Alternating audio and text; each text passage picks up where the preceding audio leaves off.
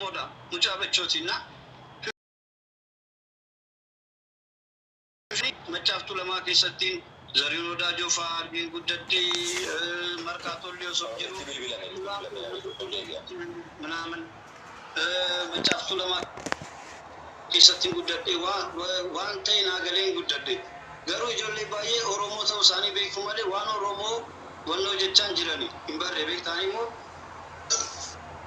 keessatti jirani baay'ee jijjiiruun barbaada baay'ee Oromoo barsiisu amallee Oromoo kabajamaa jira jaalatamaa jira duras hin sodaatamaa hin jaalatamaa xiqqooshii garatuun xiqqooshii amma maalinni Oromoo wajjin sirtannaa jalqabanii ogguu Haacaaluun Gujoo Alfaa hidhamanii maalfaa waan akkasii ogguu wal nyaannu akkasitti uraa guddaa bannee wannoo jedhanii malee sodaatamaadha Oromoo hin sodaatama. Namni Oromoo baay'ee sodaata. Ammallee ani osoo akkasii arrabsaan jiru magaalaa keessatti abbaan itti dubbatu takkallee hin jiru. Hin sodaatama. Oromoo hin kabajama. Sanaafi Oromoo mootummaanis Oromootu isa filachise Oromoodhaaf iddoo guddaa kenne wannoo gochuu qaba. Oromoo amma maalisaa ta'u boru Oromootu isaanumaaf dhaabata. Ani fakkeenyaaf Taakkaloomaa ogguu arrabfamu baay'een arrabse. Ittan hime Taakkaloomaa miti Jaalmaroo yoo arrabsitanii naataachuu lubdaan jedhe yoo addattee jechuudha. Oromoon nama isaa miti bineensa isaallee yoo tuqqame na dhukkuba beektaa. Sanaaf amma waa'ee tokkummaa irratti illee jechuudha. Maammee sirriitti nama hubatuuti nama isa jaaladhuuti. Yeroo hundatti anaaf waan tokko gochuuf yaala nama hin teenyeeti. Sirriitti na hubata. Anaaf innillee akkasitti qaamaan olaa garree baay'ee haasofdee miti garuu waan xiqqaatiin nama hubatuuti. Nama sammuu qabuuti.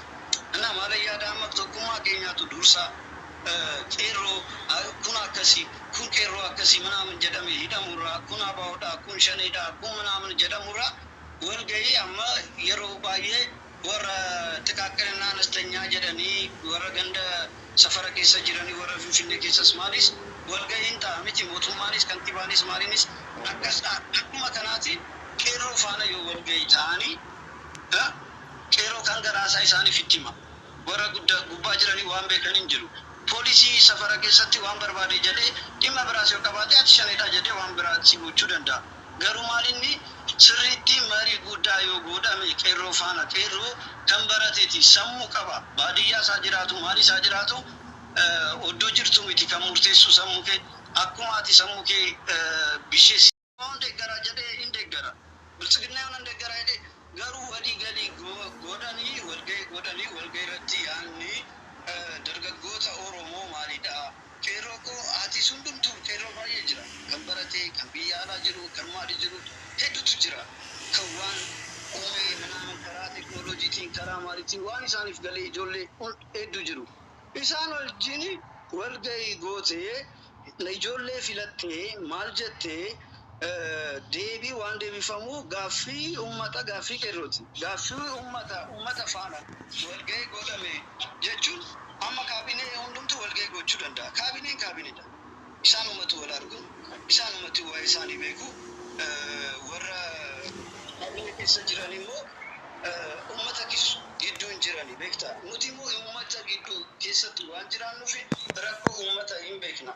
Sanaaf gadi jedhanii hunda laalanii walgahii guddaa yoo godhanii hunda isaanii faana yaada adda addaatu dhufa akkasitti Oromoon waliin fixu kan jijjiirama baay'ee fideetu amma humna addaa Oromiyaa Liyyuu Hayil jedhamee shanee abaa'oo jedhamee kan wal qoqqoode kana kan jijjiirama kana walumaan ta'e obboleewwan ta'e kan fidaniti wal dhaga'anii wal maal jedhanii kana goonaa jedhanii dadhabanii waan baay'ee fidaniti.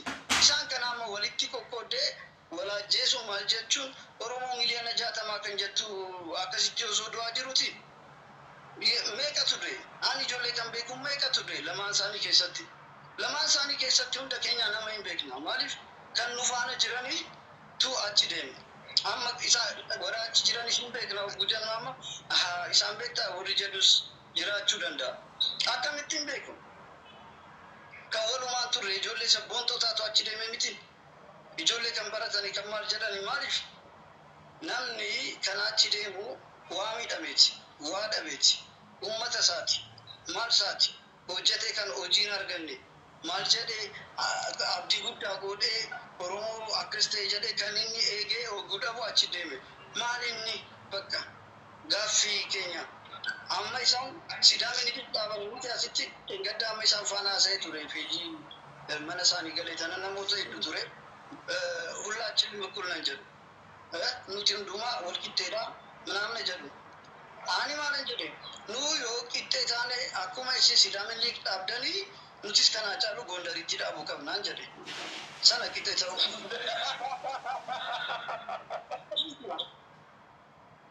beeka akkas ta'u nu qixxee taanaan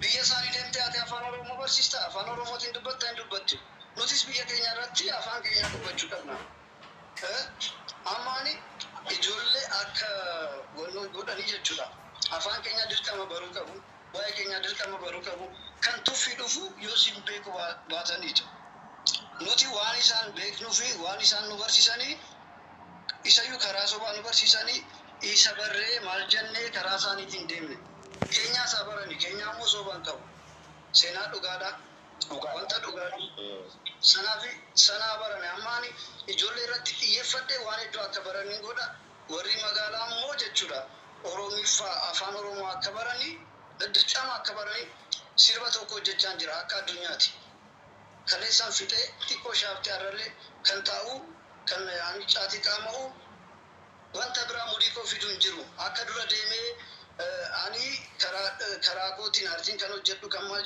jedhu isaan biratti jira exhibition isaas maal isaas bakka garee isaas achi jira ana biraa hin jiru Oromoo biraa hin jiru sanaaf hanqama isaan dagadhee ofitti mudii koo fidee wanti hojjechuuf jechuudha hoggaa afur fixe sirba koo kan amma sitti maan jiru sirba kana hoggaa afur fixe ani sirba tokko studio keessatti galee achumattiin omeen hojjedha kana garuu hoggaa afur fixe isayyuu sirba kana hogguu barreesseen fixu qaamni koo hin dadhabaa sammuu koo hin dadhabaa bakka kun dadhabee maal jedhee rafa hogguu ganamaan ka'u bakka akkuma haaraa rifreeshin godhaa malee sammuu kee hogguu dadhabu qaamni kee illee dadhabaa sirba kana maal seete afaan Oromoo fi afaan Ingiliffaatiin walitti qabee jechuudha Oromiffa afaan Oromooti garuu afaan Ingiliffaadhaas hikasaas maalis tokkodha karaa Ingiliffaanis karaa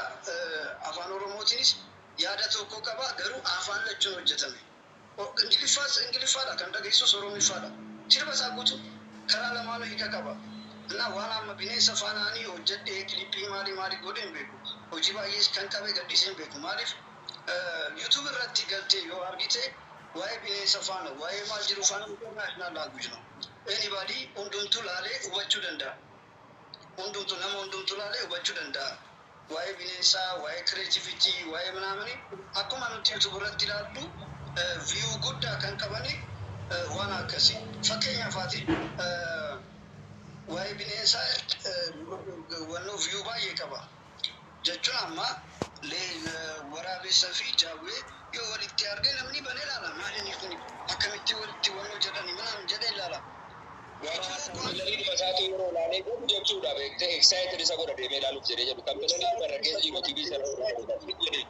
viidiyoo ani bineensa faana ammoo gadhiisee hin beeku baay'een qaba kana garuu amma jalqabaaf sirba sana gadhiisuufi amma YouTube TikTok irratti viidiyoo oggoo argitu viidiyoo isaaf jettee background muuziqaa isaa ogguu deddeebitee dhageessuu yookiin si'a tokkootiin daftee jaalatta miti ati garuu viidiyoo isaa ilaaluu bantee achumaan muuziqaa isaa jaalatta anis akkasitti godhe afaan Oromoo international addunyaa irratti barsiisuufi warra as jiranis akka baratanii okay this means amma fakkeenyaaf ishisitti anima sirbasa hayyee animal ani nama miti animal amma animal sirba kana matadureen isaa sirba kana amma ayya animal jedha amma animal me animal jedha ayya animal me animal